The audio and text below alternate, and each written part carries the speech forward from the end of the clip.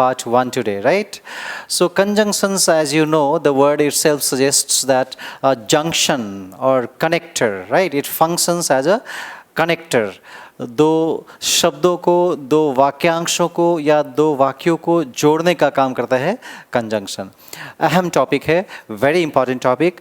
कई सारे क्वेश्चंस में ये कंजंक्शन का कॉन्सेप्ट आपका काम आएगा.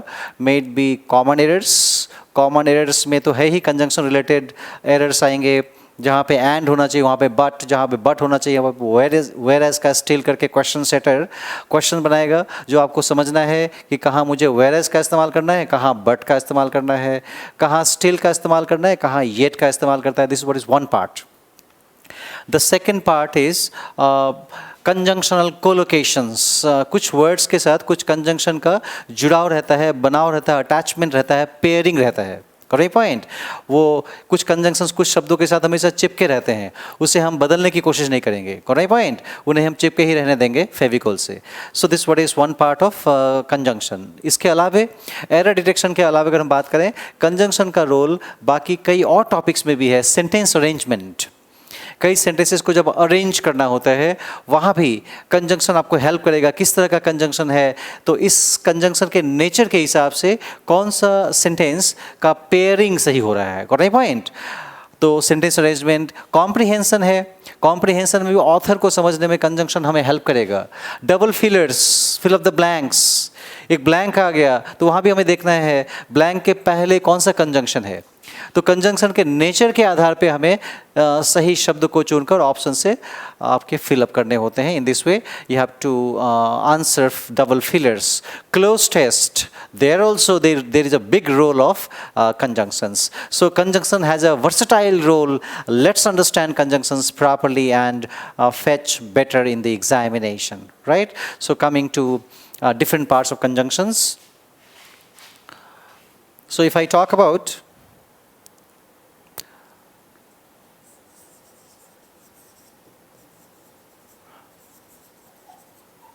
conjunctions, I will divide conjunctions into two parts. मैं दो हिस्से में कंजंक्शन को बांटना चाहूँगा. एक है कि इंडिविजुअल कंजंक्शंस, यानी कि अकेले में एक कंजंक्शन कैसे क्या रोल प्ले करता है, individual conjunctions. And the second one will be conjunctional collocations. तो मैं पहले कुछ इंडिविजुअल कंजंक्शंस की बात करूँ. जैसे मैं अगर बोलूँ एंड का इस्तेमाल कहाँ करना है, कहाँ नहीं करना है, बट का क्या इस्तेमाल है, वेयर एज कहाँ इस्तेमाल करते हैं, स्टिल और येट में क्या फ़र्क है, टिल और अनटिल में क्या डिफरेंस है, अनलेस कहाँ इस्तेमाल करते हैं. अगर मैं बात करूँ एज का, बिकॉज का, since word, since conjunction, for conjunction, conjunction that कैसे इस्तेमाल होते हैं, कहाँ इफ़ का इस्तेमाल करते हैं, where we use the conjunction whether, where we use the conjunction as to. Correct point. Be careful, what are the conjunctions that I am focusing on. इसी तरीके से आगे अगर हम बात करें, विथ का क्या रोल है, अलॉन्ग विथ वर्ड कैसे इस्तेमाल होता है, टुगेदर विथ का क्या रोल है आपके एग्ज़ाम में, एज वेल एज क्या समझाना चाहता है, इन एडिशन टू क्या है,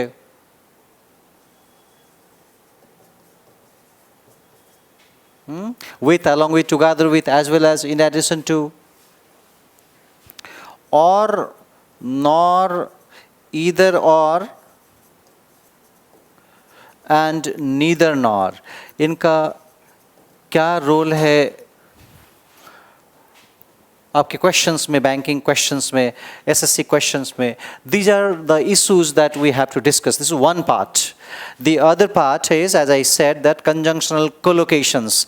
Some conjunctions are fixed with certain words. उन पेयर को आपको समझना होगा, जानना होगा, दिमाग में सेट रख करना होगा. क्वेश्चन सेटर उनको बदलने की कोशिश करेगा. जहाँ पे येट चाहिए वहाँ पे स्टिल का इस्तेमाल करके क्वेश्चन बनाएगा, जहाँ पे और चाहिए वहाँ पे इफ़ का इस्तेमाल करेगा. तो आपको इन छोटी छोटी चीज़ों से जुड़ना है, समझना है. क्लियर है? तो चलिए आगाज़ करते हैं. पहला कंजंक्शन एंड. एंड के बारे में आपके क्या ख्याल हैं, ज़रा उस पर एक बार एनालिसिस करें. कैसे आप एंड का इस्तेमाल करते हैं, क्या सही और क्या गलत होता है. इसे समझने के लिए एक एग्ज़ाम का प्रीवियस पेपर का क्वेश्चन देखें. The question is,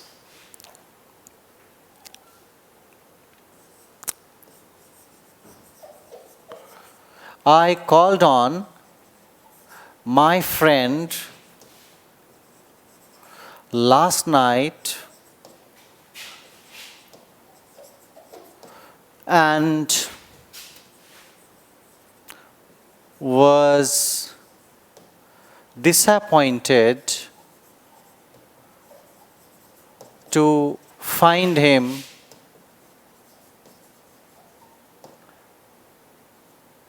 out of station.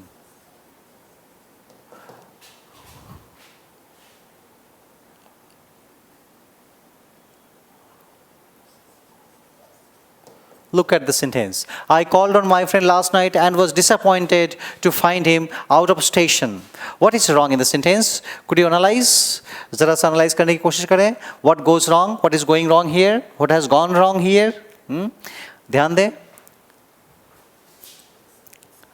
तो एक चीज़ आप देखेंगे, आई कॉल्ड ऑन माई फ्रेंड, मैं दोस्त के यहाँ गया. आई विजिटेड, कॉल्ड के साथ जब ऑन लगता है इसका मतलब विजिट करना, जाना जो होता है, गो, है ना. I went to my friend, I visited my friend. Correct point. तो दोस्त के यहाँ गया पिछली रात और कह रहा है and, I am sorry, I correct it. यहाँ पे थोड़ी सी गलती हो गई, मैंने 2 बार वॉज लिख दिया है. I called on my friend last night and was disappointed to find him out of station. और मैं दोस्त के यहाँ पिछली रात गया और निराश हुआ. निराश क्यों हुआ? तो बिकॉज वो आउट ऑफ स्टेशन थे, वो घर पे नहीं थे. आपको निराशा हुई कि दोस्त के यहाँ गए, जिद्दोजहद करके, मेहनत करके वहाँ पहुँचे और देखा वो फ्रेंड नहीं है. तो जब पहला वाला सब सेंटेंस को ध्यान दीजिए, अब एंड से 2 वाक्यांशों को जोड़ रहे हैं. एक वाक्यांश है दोस्त के यहाँ गए और दूसरा वाक्यांश है निराश हुए क्योंकि वो घर पे नहीं था, आउट ऑफ स्टेशन था. तो ये दोनों वाक्यांश को ध्यान दे अगर, तो क्या देखेंगे, दोनों का नेचर क्या है. तो देखिए, आई called on my friend last night, मैं दोस्त के यहाँ गया, ये सेंटेंस पॉजिटिव है या निगेटिव है? पॉजिटिव है.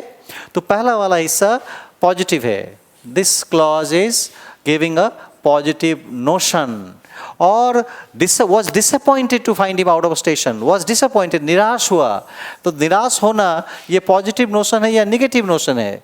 क्वाइट नेचुरल नेगेटिव नोशन है. तो 2 क्लॉजेज ऐसे हैं जो एक में पॉजिटिव नोशन दे रहा है, दूसरा वाला निगेटिव नोशन दे रहा है. तो ऐसे नोशंस को जोड़ने के लिए हम कतई कंजंक्शन एंड का इस्तेमाल नहीं कर सकते हैं. This is grammatically wrong.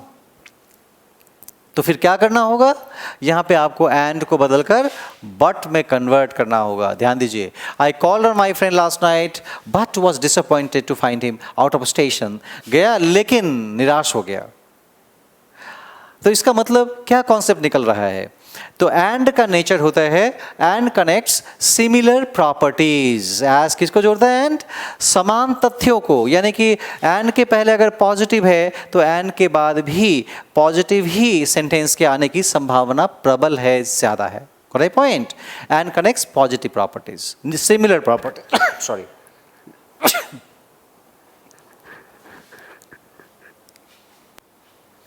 Concept clear? समझ में आ गया? हाँ, यहाँ पे अगर ऐसा होता, आई called on my friend last night and discussed on several issues. मैं दोस्त के यहाँ गया और बहुत सारे तथ्यों पे मैंने डिस्कस किया. 370 के ऊपर डिस्कस किया. Correct point. नए जो यूनियन टेरिटरी की फॉर्मेशन है उसके ऊपर डिस्कस किया. ये सब डिस्कशन किए. तो गया और डिस्कस किया, तो गया भी पॉजिटिव और डिस्कस किया भी पॉजिटिव. अब एंड से जोड़िए, कोई हर्ज नहीं है. आई called on my friend and enjoyed ourselves a lot. I called on my friend and studied several chapters, बहुत कुछ पढ़े, तो एंड ठीक है। लेकिन निराश हुए, नहीं मिले, तो फिर एंड कैसा?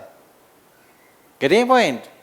क्या ऐसे बोलेंगे कि Ram is intelligent and Shyam is dull? Ram is intelligent and Shyam is dull? भाई आप एक इंटेलिजेंट और दूसरे डल की बात कर रहे हैं, तो यहाँ पे एंड मैच नहीं कर रहा है। Ram is intelligent but Shyam is dull. तो इन चीज़ों पे आपको ज़रा फोकस करना है। अब क्लोज टेस्ट वगैरह में, सेंटेंस अरेंजमेंट में देखना है कहाँ पे एक तरह के नेचर की प्रॉपर्टी, अगर एंड है तो सिमिलर नेचर का सेंटेंस कहाँ है, सिमिलर नेचर के वर्ड्स कहाँ है, उनको चुनकर आपको कनेक्ट करने होंगे, सेंटेंस का आंसर, क्वेश्चन का आंसर देना होगा। So this what is one part, clear है? This is one part of and, thematic understanding of and. Role of and in sentence arrangement, comprehension, close test, double fillers and common errors. Clear? दूसरी बात है कि जब and दो शब्दों को जोड़ेगा, and जब दो शब्दों को जोड़ेगा तो verb generally plural होगा। क्या होगा? Plural. You and I are smart. You and I are smart. You and I are astute. You and I are acumen. You and I are erudite. You and I are visionary. You and I are scholar. ये सारे synonyms थे, ठीक है? तो हम और आप, मैं और आप और मैं विद्वान हूँ। You and I are good. तो are का इस्तेमाल करते हैं, प्लूरल है। You and I have come here. You and I were present there. तो I के हिसाब से आप I का वर्ब का चुनाव मत करिए। You and I am smart नहीं, You and I am नहीं, You and I are, क्योंकि दो लोग हैं, प्लूरल है। तो and जब दो सब्जेक्ट को जोड़ता है तो वर्ब जनरली प्लूरल होता है। Concept clear? लेकिन कभी कभी क्या होता है कि and से जुड़ तो रहा है, लेकिन वो आइटम, एक ही आइटम की तरफ इशारा कर रहा है। आइटम दो नहीं है, एक ही आइटम है, सिंगल आइटम। जैसे आप स्कूल डेज में याद करिए कैसे पढ़ते थे आप, bread and butter is your favourite breakfast. Bread and butter आपका फेवरेट ब्रेकफास्ट है। यहाँ पे आप कैसे इस्तेमाल करते थे? इज या आर? तो bread and butter is. Why? Because आपने ब्रेड और बटर को मिलाकर क्या बनाया? ब्रेकफास्ट बनाया। ब्रेकफास्ट है वो। तो ब्रेकफास्ट एक ब्रेकफास्ट है, ब्रेकफास्ट की गिनती नहीं करते हैं। ब्रेकफास्ट का एक ब्रेकफास्ट, दो ब्रेकफास्ट, ब्रेड एक ब्रेकफास्ट है और बटर दूसरा ब्रेकफास्ट, ऐसा नहीं है। It's a part of breakfast. तो it has become a part of your entire breakfast. तो इसलिए ऐसी स्थिति में अगर एंड से दो सब्जेक्ट जुड़े और सिंगल आइटम की तरफ इशारा करे, इंडिकेट करे, तो हम सिंगुलर वर्ब का इस्तेमाल कर सकते हैं। Whiskey and soda is Rohit's favorite beverage. अब रोहित के पीछे सब पड़ गए नहीं? Whiskey and soda is Rohit's favorite beverage. Whiskey and soda is, why? Because ये आप क्या बोल रहे हैं? बेवरेज का मतलब ड्रिंक, तो ये ड्रिंक है। अब देखिए रोहित ही बताएगा कि क्यों यहाँ पे इस का इस्तेमाल हुआ है। Rohit, could you help me? क्या लॉजिक है कि whisky and soda is your favourite beverage?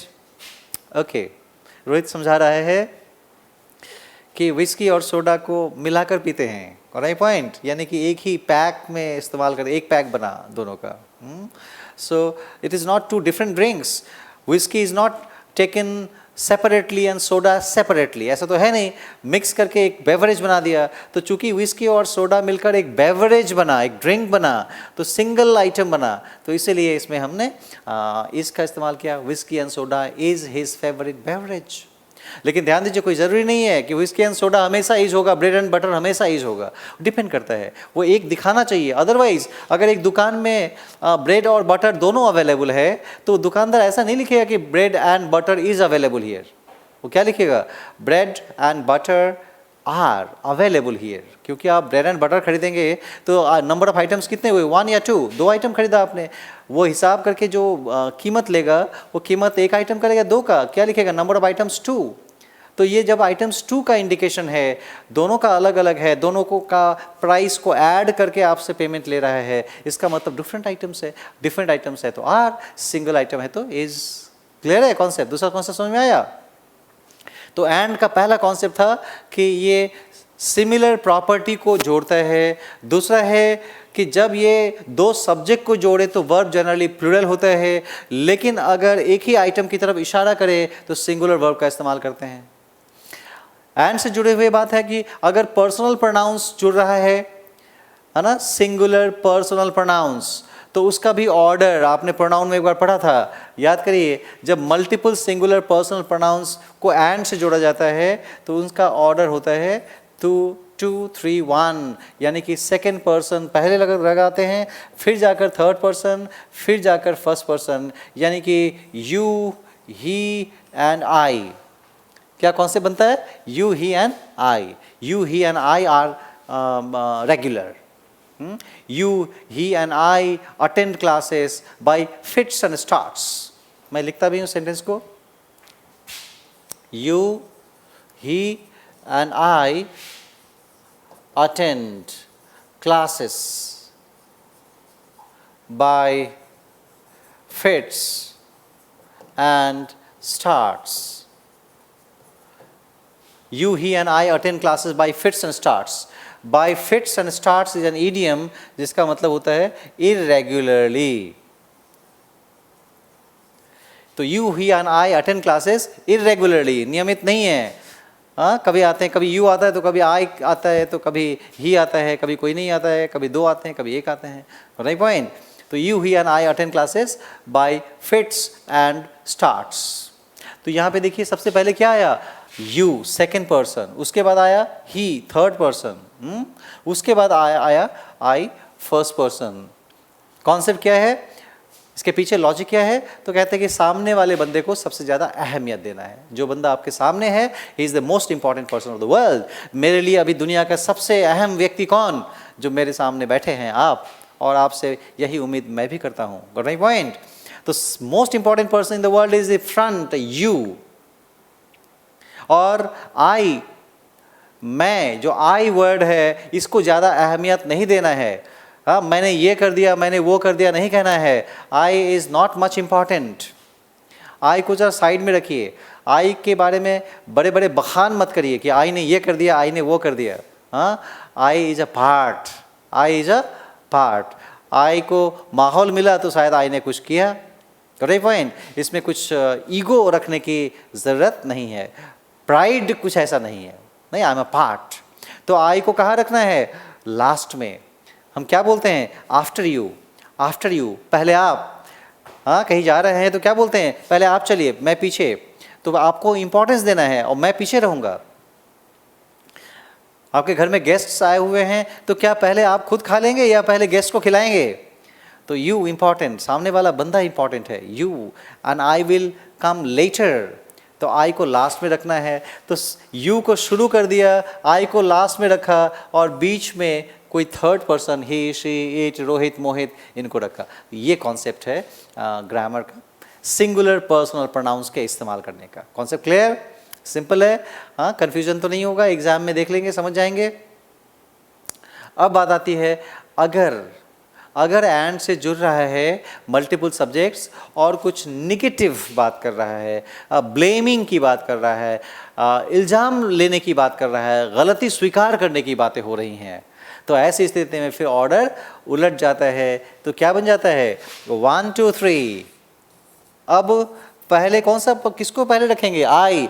यानी कि गलती अगर स्वीकार करनी है तो किसकी गलती थी? मेरी गलती। दुनिया का सबसे अगर गलत बंदा कौन है तो मैं हूँ। मुझे अपने आप को सुधारना है। मैं औरों के बारे में नहीं जानता, मैं औरों को नहीं सुधार सकता।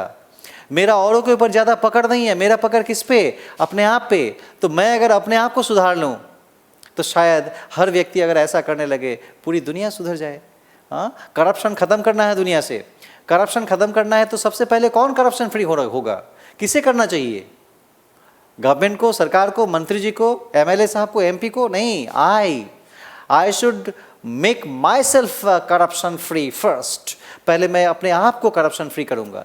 अगर हर व्यक्ति अपने आप को करप्शन फ्री कर ले तो बस हो गया, करप्शन ख़त्म। Right point? तो इल्ज़ाम लगाना है, गलती स्वीकार करनी है, गलत इस्तेमाल करना है, तो आई को पहले रखना है और सामने वाले बंदे को भी बोलने की हिम्मत रखनी है, तेरी भी गलती कम नहीं है, तूने भी कुछ किया है। हम मुंह पे कुछ नहीं बोलते, हाँ हामी मिला देते साथ में, यार कौन परेशानी लेने जाएगा, रिश्ता अच्छा रखना है, कुछ नहीं बोला। और पीछे जाकर बोल रहा है, पता है उस बंदे ने तो ऐसा कर दिया, वैसा कर दिया, डुबो दिया, बहुत गलत बनता है, गलत बात है। आप मुंह पे बोलिए।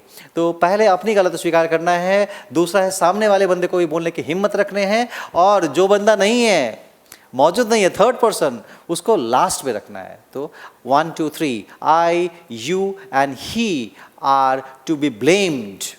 आई you and he are to be blamed. ध्यान दीजिए, I you and he are to be blamed.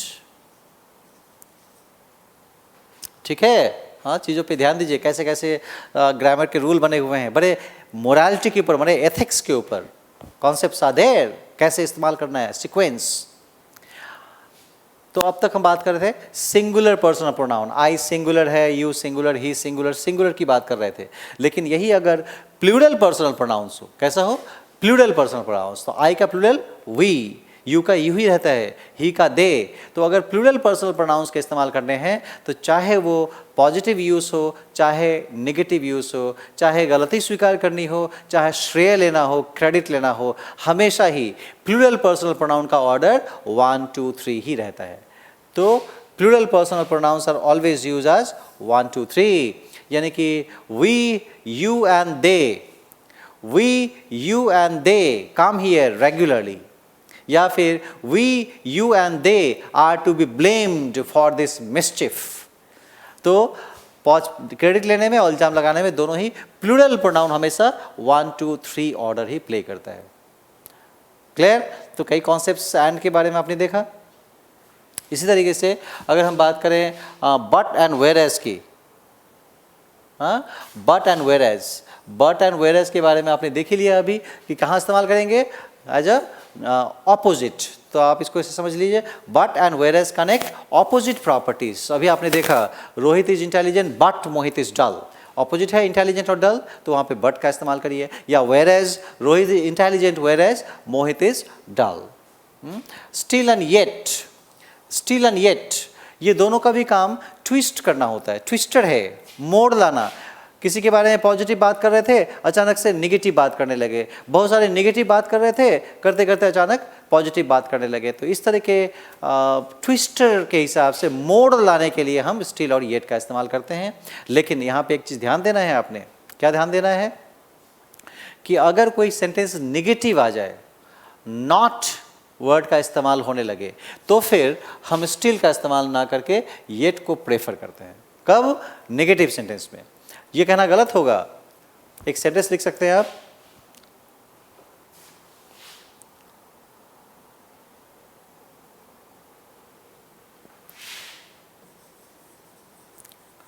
Rohit works hard, Rohit works hard still doesn't get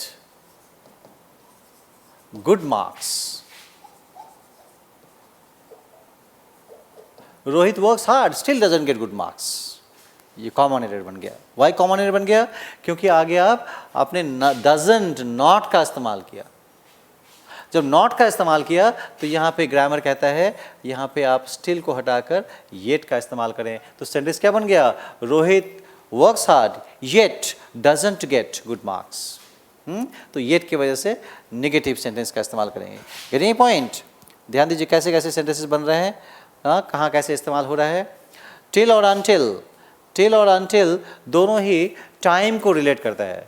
till and until relate to time, जब तक। लेकिन दोनों में क्या फ़र्क है? तो ध्यान दीजिए, केवल इतना ही फ़र्क है कि अनटिल कैसे बना है, टिल के साथ अन जोड़ दिया, अन प्लस टिल, यानी कि until is equal to un plus till. Un के साथ टिल जोड़ा तो बन गया अनटिल। इसका मतलब, अन का मतलब क्या? नेगेटिव। आपने एक क्लास में पढ़ा था कि प्रीफिक्सेस ए, एन, एब, अन, इन, इम, डी, डिस, एंटी, नॉन, मैल, मिस, इल, इर, ये सारे क्या होते हैं, निगेटिव सेंस देता है। तो अन नेगेटिव है, और टिल नॉट टिल, यानी कि दूसरे शब्दों में अनटिल का मतलब क्या निकला, नॉट प्लस टिल, जब तक नहीं, यानी कि इसमें नहीं शामिल है। तो चूंकि नहीं ऑलरेडी शामिल है, इसलिए दोबारा अनटिल के तुरंत बाद फिर नेगेटिव सेंटेंस का इस्तेमाल मत करिए, ये करना गलत होगा। जैसे ये कहना गलत है, please wait until I don't return. Please wait until I don't return नहीं बोलेंगे, है ना, सीधा बोलेंगे please wait until I return. Please wait until I return, until के बाद डोंट नहीं लगेगा, लेकिन अनटिल के पहले लग सकता है। ये सेंटेंस गलत नहीं है कि please don't go away until I return. Please don't go away until I return, यहाँ पे ठीक है, क्योंकि अनटिल के बाद तो आई रिटर्न कह रहे हैं, अनटिल के पहले बोल रहे हैं डोंट गो अवे, तो वहां का डोंट नहीं हटाएंगे, वो डोंट ठीक है। नहीं तो क्या बन जाएगा, please go away until I return, please go away until I return, तो मीनिंगलेस हो जाएगा। तो इसलिए पहले हो सकता है, बाद में अनटिल के बाद में हम नेगेटिव क्लॉज का इस्तेमाल नहीं करते हैं। कौन सा क्लियर?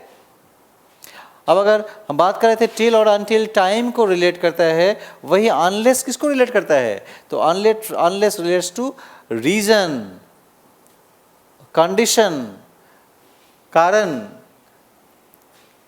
और इसको आप ऐसे समझ सकते हैं, unless is equal to if not, unless is equal to if not, अगर नहीं, until था जब तक नहीं, और unless है अगर नहीं। अगर मेहनत नहीं करेंगे तो पास नहीं करेंगे, तो इसको कैसे बोल सकते हैं, unless you work hard you can't pass, unless you work hard you can't pass। Getting point? Unless you share your problem, unless you share your problem, क्या मतलब हुआ कि if you don't share your problem, if you don't share your problem, unless you share your problem, if you don't go there, unless you go there, unless you read thoroughly, unless you read thoroughly का मतलब क्या निकला, if you don't read thoroughly। तो if not is equal to unless, और कारण बताता है, condition बताता है, शर्त बताता है, रीजन बताता है। और चूंकि अनलेस में भी अन यानी कि नॉट लगा हुआ है, इफ नॉट, तो इसलिए अनलेस के तुरंत बाद भी हम नेगेटिव क्लॉज का इस्तेमाल नहीं करते हैं। ये कहना गलत होगा, unless you don't work hard, है ना, unless you don't work hard नहीं, unless you work hard you can't pass. लेकिन दूसरा वाला क्लॉज जो अनलेस के तुरंत बाद है, उसमें नेगेटिव नहीं आएगा। एक जो दूसरा वाक्यांश है, दूसरा वाला हिस्सा, वहां पे नॉट रह सकता है। कहने का मतलब अनटिल और अनलेस दोनों के बाद तुरंत बाद नॉट नहीं आना चाहिए। कौन सा क्लियर? देखिए, एज, बिकॉज, सिंस, फॉर, सबका मतलब होता है चूंकि, चूंकि आपने मेहनत किया है, चूंकि आप समय पे आए हैं, चूंकि आपने पेमेंट किया है, तो चूंकि, क्योंकि, है ना। लेकिन चारों में थोड़ा बहुत फ़र्क है, चारों के इस्तेमाल में थोड़े बहुत डिफरेंसेस आते हैं। हालांकि एक दूसरे का सब्स्टिट्यूट है, लेकिन कुछ जगह पे एक दूसरे के लिए ये प्रेफर करने की, प्राथमिकता देने की बातें आती हैं। तो इसको याद रखिए, एज को प्राथमिकता देते हैं, as is preferred to show a normal reason. कोई सामान्य कारण को दिखाने के लिए, सामान्य कारण को दर्शाने के लिए हम एज को प्रेफर करते हैं। For example, I did not go to office as it was raining in the morning. I did not go to office as it was raining in the morning. चूँकि बारिश हो रही थी, मैं ऑफिस नहीं गया। तो सामान्य कारण, बारिश होना कोई सीरियस कारण नहीं है। क्या बारिश के दौरान सारे ऑफिस, कॉलेज, दफ्तर सारे बंद हो जाते हैं, छुट्टी हो जाता है? ऐसा तो नहीं है, सभी खुले रहते हैं। आपका SBI का क्लियर हो गया एग्ज़ाम, इंटरव्यू का कॉल आया है, तो क्या बारिश हो रही है बोलकर आप छोड़ देंगे कि आज बारिश हो रही है, रहने दो, आज नहीं जाएंगे, सर के बल भाग कर जाएंगे? हाँ, तो इसका मतलब है कि बारिश होना नॉर्मल रीज़न है, तो वहाँ पे एज का इस्तेमाल करते हैं। वही अगर कोई सीरियस रीज़न बताना है, सीरियस रीज़न, तो वहाँ पे आप बिकॉज को प्रेफर करते हैं, serious reason. For example, the accident took place, घटना, अकस्मात दुर्घटना घटी, the accident took place because, the accident took place because the driver was careless, The accident took place because the driver was careless। ध्यान दीजिए कैसे इस्तेमाल कर रहे हैं। तो एज और बिकॉज के बीच में फ़र्क को महसूस करिए, कैसे इस्तेमाल हो रहा है। एक बार आप रिवाइज भी कर लीजिए अभी तक क्या पढ़ा, एंड के बारे में, बट के बारे में, वेयरएज के बारे में, हाँ क्या क्या पढ़ा. Have a quick look. 2 minutes for you.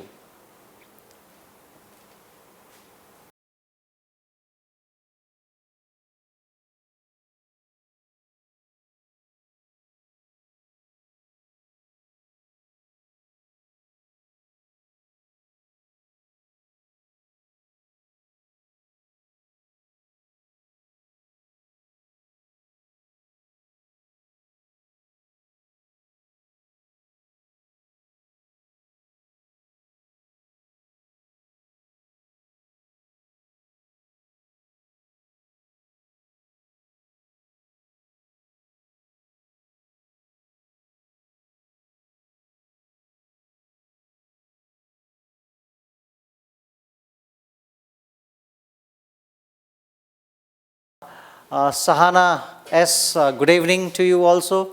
And Sahana says, hello sir, hello Sahana, how are you? I hope you are enjoying the class. Enjoy yourself and keep on asking questions also. Whatever you have problems and doubts, you can ask me. We have another side, K. Meher Chaitanya. So Meher Chaitanya also, welcome. And good evening to you also. She has also said a good evening, sent a good evening. So I also bid you a very good evening. So you can keep on sending your comments and doubts. You can keep on placing your doubts. I would definitely take up those things. Fine. So I hope you have gone through, you have done revision with the conjunctions till now.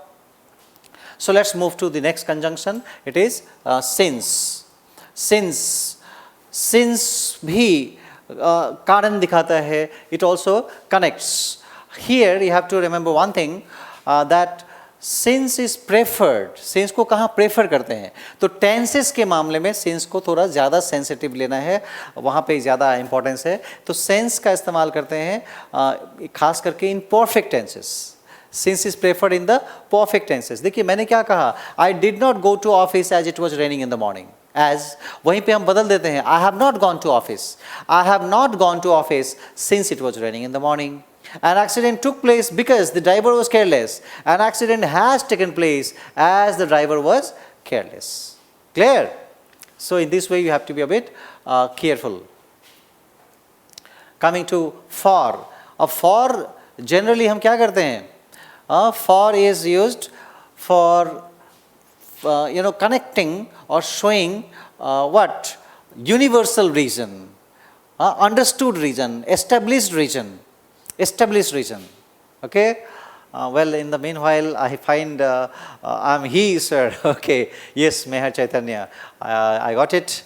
So nice to hear from you and keep on sending. Thank you very much for your suggestions. K. Meher Chaitanya. I'm he, not she, right?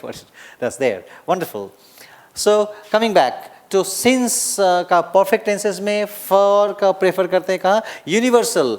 ऐसे कुछ चीज़ें जहाँ पे understood है कि भाई ऐसा होना है. Got my point? जैसे हम अगर बात करें, try to be honest. Try to be honest. For honesty is the best policy. Try to be honest. For honesty is the best policy. क्यों ऑनेस्ट रहना है? क्योंकि ऑनेस्टी बेस्ट पॉलिसी, अंडरस्टूड है, एस्टेब्लिश्ड है, प्रूवन है, well known है, well understood है. तो जहाँ जहाँ भी आप कुछ कारण ऐसा जोड़ना चाहते हैं जो अंडरस्टूड है, एस्टेब्लिश्ड है, वहाँ पे फॉर को प्रेफर करते हैं. Clear? This what is there. Now coming to that, if, whether and as to. ये चारों को देखें. ये चारों को हिंदी में हम की बोल सकते हैं. उसने he told that, उसने कहा कि, he asked if, उसने पूछा कि, he asked whether, उसने पूछा कि, he asked as to, उसने पूछा कि. ये की के लिए है. चारों की कहता है, लेकिन चारों की में थोड़ा बहुत फ़र्क है कहाँ किसको प्रेफर करना है. तो इसको आप लिख सकते हैं, that is preferred to connect an assertive clause. assertive, answer clause.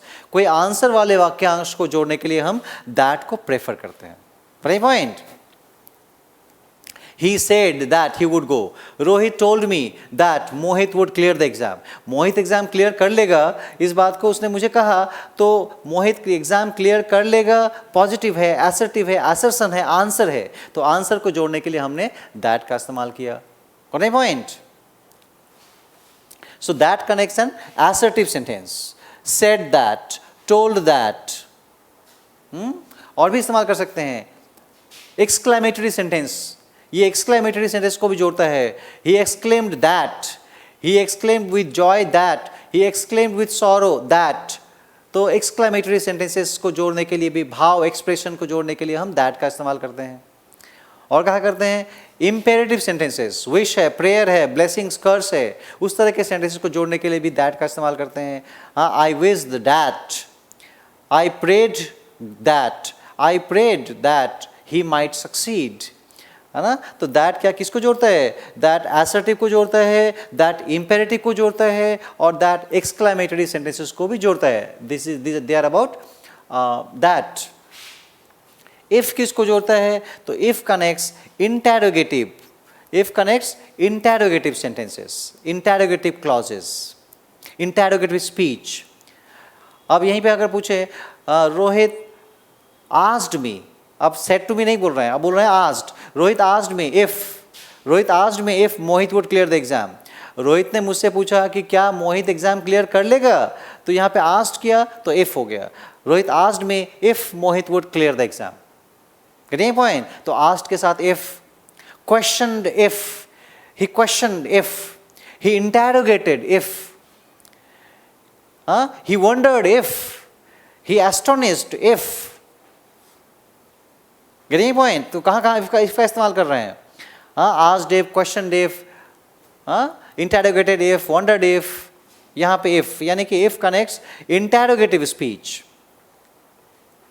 और यहाँ पे ध्यान दीजिए, interrogative speech को जोड़ने के लिए हम whether का भी इस्तेमाल करते हैं. whether is also used to connect interrogative speech. लेकिन कैसा interrogative speech? तो वो interrogative speech doubtful या selective होना चाहिए. यानी कि कोई interrogative speech आप सवाल कर रहे हैं और सवाल में एक क्वेश्चन भी दिखा रहे हैं, यानी कि एक डाउट दिखा रहे हैं कि होगा या नहीं होगा. सर क्या रोहित एग्जाम क्लियर कर लेगा या नहीं करेगा, ऐसा कुछ डाउट, सिलेक्शन. तो वैसी स्थिति में हम वेदर को प्रेफर करते हैं. यानी कि दूसरे शब्दों में ऐसे याद रखिए कि अगर कोई और नॉट दिख जाए, और नॉट, तो वहाँ पे वेदर से जोड़ते हैं. तो वेदर कनेक्ट्स डाउटफुल और सिलेक्टिव इंटरोगेटिव स्पीच, और इंटरोगेटिव स्पीच विथ और नॉट, वहाँ पे वेदर प्रेफर करते हैं. Rohit asked me whether Mohit would clear the exam or not. Rohit asked me whether his friend would come or not. आएगा या नहीं आएगा. तो ऐसी चीज़ों को जोड़ने के लिए हम किसका इस्तेमाल करते हैं? वेदर का. और as to की अगर बात करें तो as to हालांकि ऑप्शनल होता है. as to का इस्तेमाल आप कर भी सकते हैं, नहीं भी कर सकते हैं. तो अगर as to का इस्तेमाल करना है तो कहाँ करना है? WH question. ठीक है, तो इसको आप ऐसे समझ सकते हैं, as to may be used हो सकता है, किया जा सकता है, चाहे तो ना भी करें. तो as to may be used to connect a WH question, a WH interrogative speech. कैसा स्पीच? इंटरोगेटिव. कैसा इंटरोगेटिव? WH का मतलब क्या? WH ग्रुप ऑफ वर्ड्स, जैसे who, what, when, why, where, how much, how often, whose, how many. ऐसे शब्दों को जोड़ने के लिए आप चाहें तो किसका इस्तेमाल कर सकते हैं? as to का. तो सेंटेंस एक बनाकर देखिए. रोहित asked me, रोहित ने मुझसे पूछा, as to when Mohit would clear the exam. मैं लिखता हूं,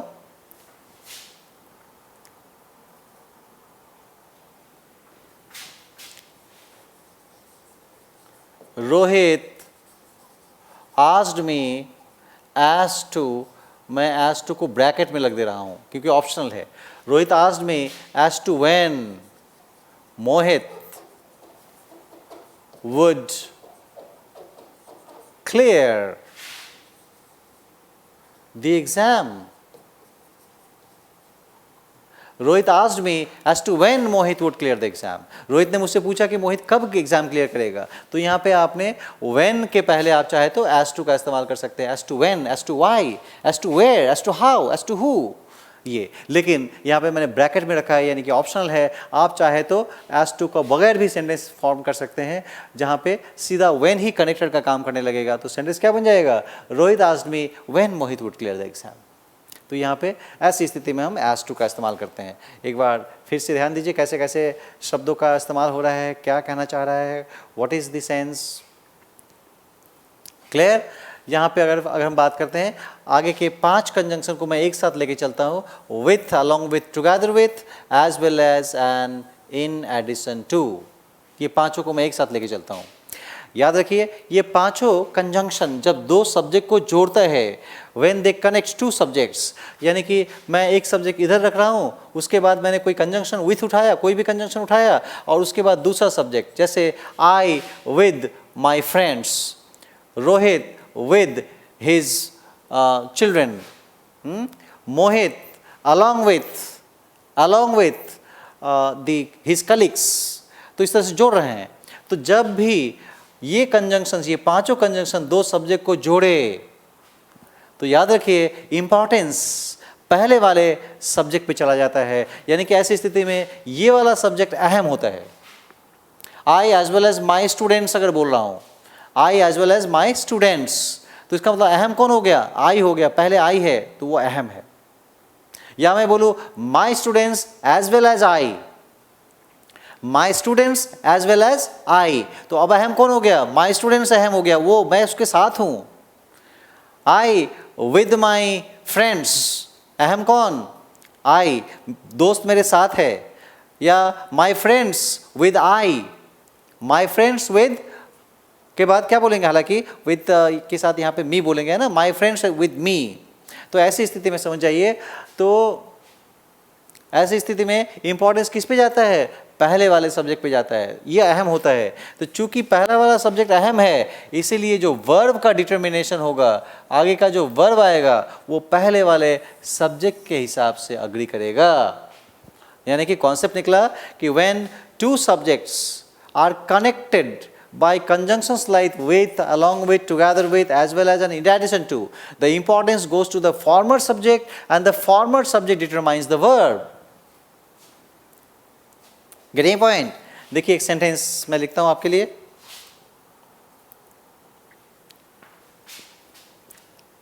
I as well as my students, I as well as my students am invited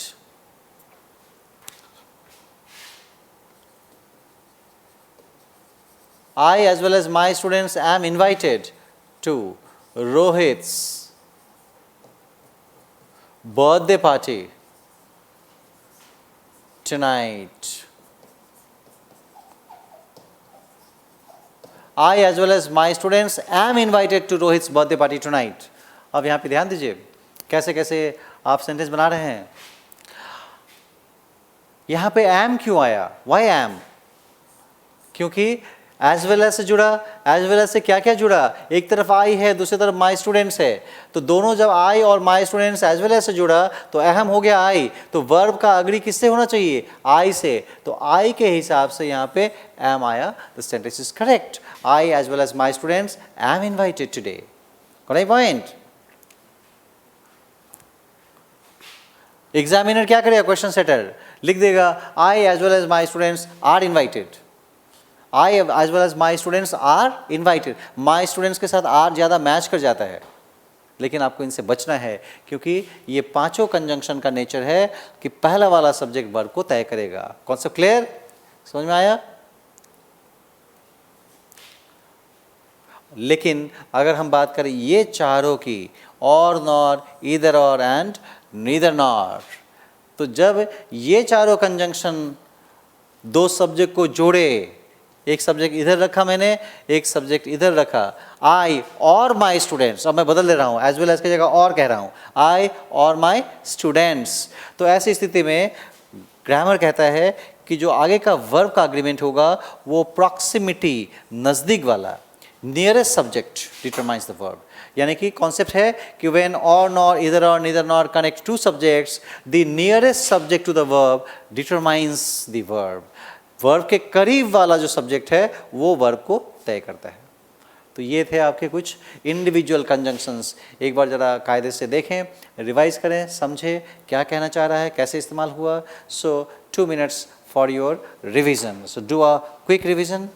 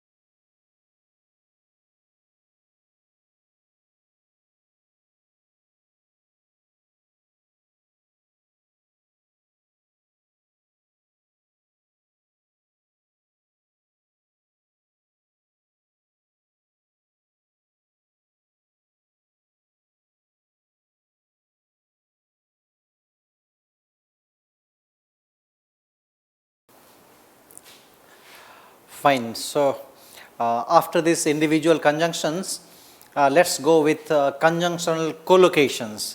कुछ conjunctions कुछ शब्दों के साथ बने रहते हैं, जुड़े रहते हैं, उनके बारे में थोड़ा आइडिया रखना है. क्वेश्चन सेटर देखना चाहता है. जैसे अगर मैं ये सेंटेंस लिखूं, देखिए, please come between 6 to 7 p.m. Please come between 6 to 7 p.m. This sentence will be common here. Grammar कहता है कि जब आपने एक बार बिटवीन का इस्तेमाल कर दिया तो बिटवीन के साथ टू का इस्तेमाल नहीं करेंगे. बिटवीन 6 to 7 ना होकर बिटवीन के साथ एंड का इस्तेमाल करते हैं. तो please come between 6 and 7 p.m. Correct point. हाँ, तो बिटवीन के साथ याद रखना है. तो मैं यहाँ पे लिख देता हूँ एक जगह कि बिटवीन वर्ड के साथ हम किसका इस्तेमाल करेंगे? एंड. कई बार क्वेश्चन सेटर ऐसे लिख देता है, both Rohit as well as Mohit have come. Both Rohit as well as Mohit have come. तो जब बोथ का इस्तेमाल कर रहे हैं आप तो एज वेल एज का इस्तेमाल नहीं करेंगे. बोथ के साथ एज वेल एज का इस्तेमाल की जगह पे एंड का इस्तेमाल करते हैं. तो both also takes and. Both Rohit and Mohit. Clear. इसी तरीके से अगर बात करें, कई बार ऐसे सेंटेंस दिख जाएगा आपको, दो Rohit works hard still doesn't get good marks. अभी देखा था थोड़ी देर पहले, दो Rohit works hard still doesn't get good marks. तो दो जब कह दिया आपने तो आगे स्टिल नहीं, दो के साथ जो कोलोकेशन है वो है येट का. यानी कि जब भी आपको दो दिख जाए, ऑल दो दिख जाए, तो दो ऑल दो के साथ किसका इस्तेमाल करते हैं? येट. दो येट, ऑल दो येट. Right point. इसी तरीके से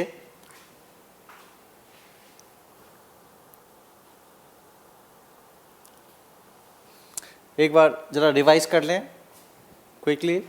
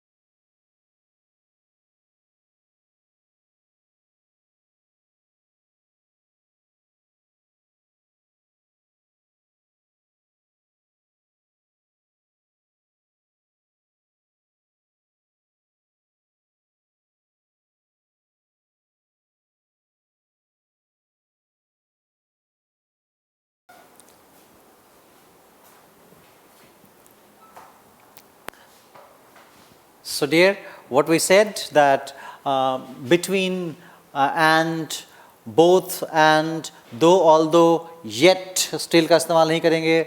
इसी तरीके से और भी देखिए, अगर आपको कहीं पे एल्स वर्ड दिख जाए तो आगे आप बट का इस्तेमाल करें, एल्स बट। लेकिन अगर अदर लगा हो, अदर, तो उसके साथ दैन का इस्तेमाल करें, other than, else but, other then.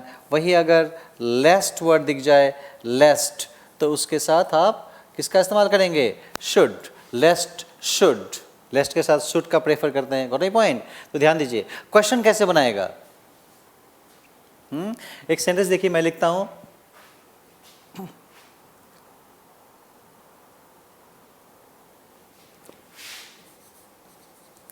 none else than your friend,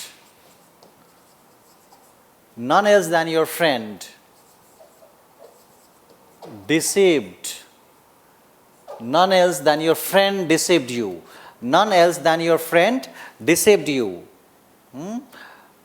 अब क्या ध्यान देना है आपको, जब हम else का इस्तेमाल कर रहे हैं तो else के बाद हम than का इस्तेमाल नहीं करते हैं, किसका इस्तेमाल करते हैं, but। तो करेक्ट सेंटेंस क्या बनेगा, none else but your friend deceived you। क्या मतलब हुआ, आपको किसी और ने नहीं, आपके दोस्त ने ही धोखा दिया। कोई कह रहा है गैरों में कहाँ दम था, किस्ती डूबी वहाँ जहाँ पानी कम था। तो else के साथ क्या इस्तेमाल करना था, but। वहीं अगर यहाँ पे else के जगह अदर होता, none other, none other, तो फिर आगे क्या इस्तेमाल करते, than लगाते, none other than your friend deceived you।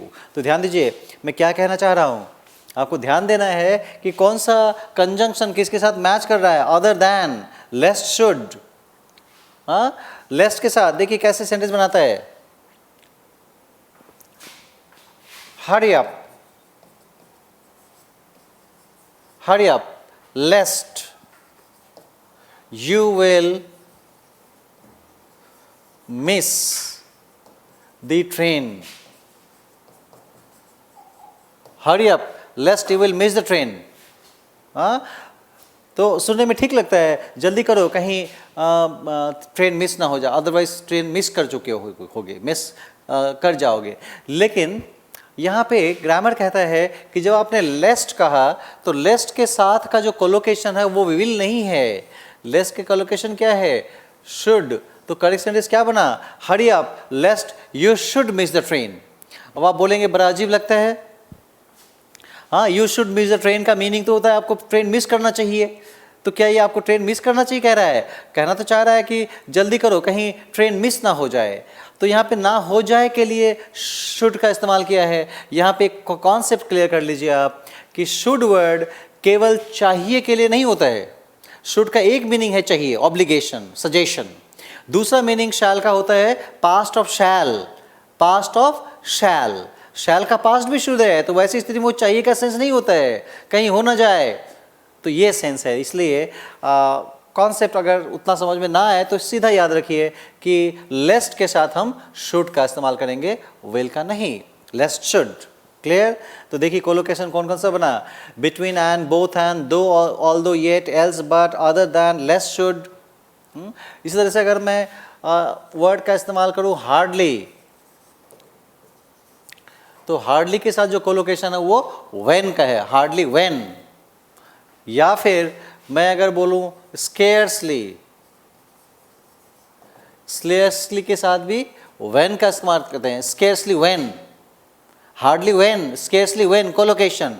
और अगर मैं रखूं नो सूनर, नो सूनर, तो इसके साथ मैं क्या इस्तेमाल करूंगा, than, no sooner than, hardly when, scarcely when, no sooner than. यहाँ पे एक चीज आपको ध्यान देना है, क्या ध्यान देना है,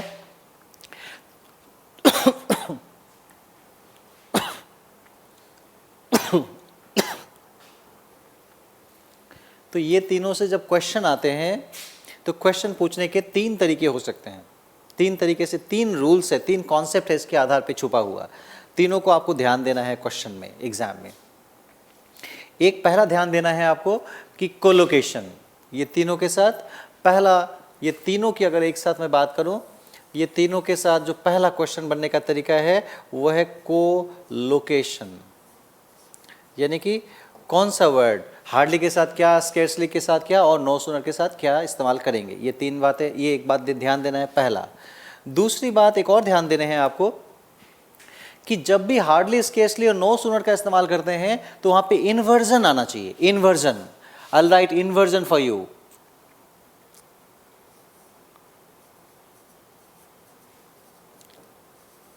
इन्वर्जन, अब इन्वर्जन क्या होता है? इन्वर्जन होता है जब किसी सब्जेक्ट के पहले हम हेल्पिंग वर्ब का इस्तेमाल कर लेते हैं। जनरली हम हेल्पिंग वर्ब कहाँ लगाते हैं? सब्जेक्ट के बाद। आई एम टीचिंग, तो आई के बाद आई सब्जेक्ट, एम वर्ब कहाँ आया? बाद में आया। लेकिन कई बार क्या होता है, हेल्पिंग वर्ब या मेन वर्ब भी वो सब्जेक्ट से पहले लगाना पड़ता है। यानी कि मैं इसको लिखता हूँ ऐसे, helping verb plus subject, helping verb plus subject. जब सब्जेक्ट के पहले हेल्पिंग वर्ब हो उसे बोलते हैं इन्वर्जन। तो जब भी आप हार्डली, स्केर्सली और नो सूनर का इस्तेमाल करेंगे तो वहाँ पे आपको एक हेल्पिंग वर्ब सब्जेक्ट से पहले इस्तेमाल करना पड़ेगा। ठीक है? वो इन्वर्जन, वो हेल्पिंग वर्ब क्या हो सकता है? तो ये हेल्पिंग वर्ब में या तो आप डिड का इस्तेमाल करें या फिर हैड का इस्तेमाल करें। डिड या हैड का इस्तेमाल होता है। तो ये इन्वर्जन, मैं एग्जाम्पल से भी समझाता हूँ। और तीसरी बात याद रखें, जब भी आप इस तरह के हार्डली, स्केर्सली, नो सूनर से सेंटेंसेस देखें तो जो व्हेन या दैन के बाद वाला जो सेंटेंस होगा उसका टेंस पे भी थोड़ा फोकस करना होगा। तो इसके बाद यानी कि व्हेन और दैन के बाद कभी भी पास्ट परफेक्ट टेंस का इस्तेमाल नहीं होता है। पास्ट परफेक्ट का इस्तेमाल नहीं करेंगे, है ना? तो क्या इस्तेमाल करेंगे? आप सिंपल पास्ट का इस्तेमाल कर सकते हैं बट नॉट पास्ट परफेक्ट। कौन है पॉइंट? अब देखिए एक सेंटेंस में लिखता हूँ, एक एरर लिखता हूँ मैं। इस एरर पे ज़रा ध्यान दीजिए कैसे एरर बना।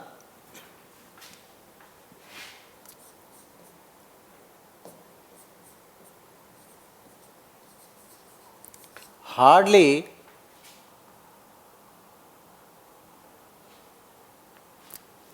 in the meanwhile Meher Chaitanya has asked one sentence, one question, hurry up lest you shall miss the train. Is it correct? No dear, shall is not correct because shall, when we use the past form of a verb, then only talks about not happening of the action. ध्यान दीजिए, whenever we say that the verb is used in the first form, so it says I will do it. When it is the verb is in the second form, V2, the verb has two meanings. One meaning is the action took place in past. I went. I went का एक meaning क्या हुआ? मैं गया, यानी कि action हुआ। और दूसरा I went का मतलब होता है मैं जाता, यानी कि नहीं गया। ध्यान दीजिए, went का दो मीनिंग, ये बड़े जरा अजीब लगेगा आपको, लेकिन जरा समझने की कोशिश करें। I wrote a letter का दो meaning. I wrote a letter का एक मीनिंग है कि मैंने लेटर लिखा, और दूसरा मीनिंग होता मैं लिखता। If you instructed, if you I wish you wrote to me, I wish you wrote to me, काश आप मुझे लिखते, इसका मतलब आपने नहीं लिखा। He behaves as if he knew everything. He knew का एक मीनिंग क्या, वो जानता था, और एक मतलब क्या हुआ he knew का, वो जानता हो। He behaves as if he knew everything. वो ऐसे बिहेव करता है कि सब कुछ जानता हो, लेकिन एक्चुअली नहीं जानता है। तो वर्ब के सेकेंड फॉर्म के दो मीनिंग होते हैं, एक हुआ और एक होता, यानी कि नहीं हुआ। Got my point? दोनों होता है। You have to be very much careful, intelligently handle करना है। तो शुड का एक मीनिंग हो जाता है क्या? होता। हरी up lest you should miss the train, कहीं ट्रेन मिस ना हो जाए। तो शुड का मतलब ना हो जाए, लेकिन शैल बोलेंगे तो इसका मतलब हो जाएगा होगा। तो शैल वर्ब का फर्स्ट फॉर्म, शैल का पास्ट शुड। तो जब V1 इस्तेमाल करते हैं तो काम की होने की बात करता है, जब V2 का इस्तेमाल करते हैं तो काम होता यानी ना होने की बात की तरफ इशारा कर रहा है। तो यहाँ पे shall is wrong. Hurry up lest you shall miss the train सही नहीं होगा, hurry up lest you should miss the train. तो इसीलिए मैंने कहा कि छोटे में याद रखिए, लेस्ट के साथ हम शुड का इस्तेमाल, कोलोकेशन है lest should. Correct point? Okay, hi, yes sir, understood, thank you, you're welcome. So keep on asking. तो मैं एक सेंटेंस लिखता हूँ, hardly I entered the classroom Hardly I entered the classroom than students had greeted me.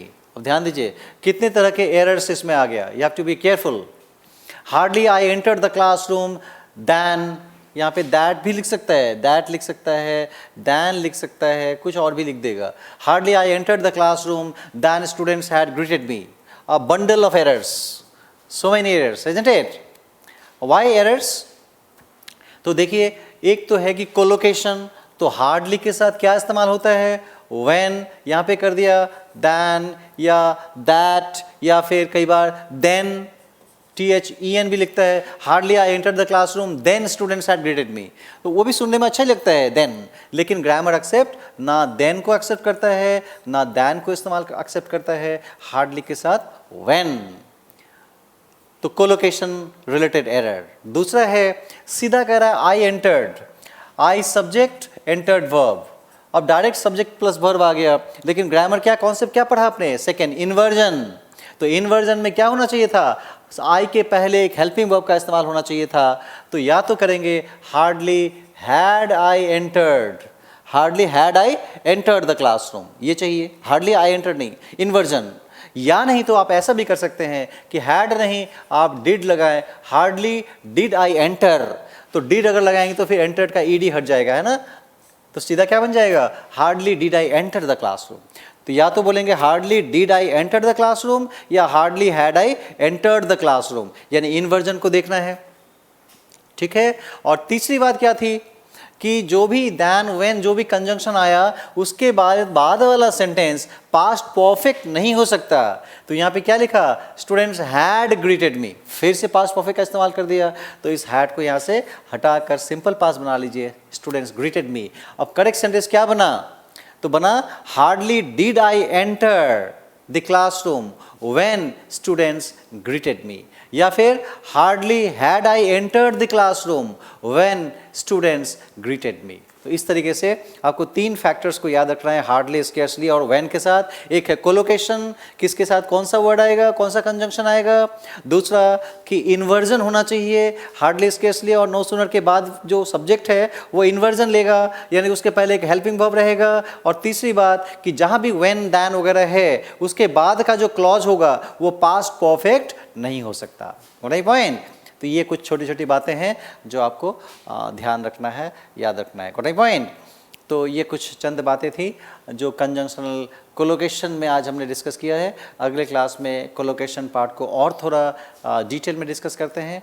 Right point. और हम कुछ exercise भी बनाएंगे, कुछ क्वेश्चंस भी बनाएंगे, देखेंगे किस तरह के क्वेश्चंस एग्जाम में आ सकते हैं, उनका समाधान क्या है, प्रीवियस पेपर से कुछ कलेक्शन उठाएंगे. So in this way will complete conjunction in our next class. Right. आज इतना ही करते हैं. In the meanwhile if you have any more further query you can ask Meher Chaitanya. If you have some further question, I'll be pleased to answer them. You can type those answers, type those questions, queries, doubts, right? So with this I wind up the session for today. In the next class we'll meet and discuss other things. Thank you very much. Thanks a lot.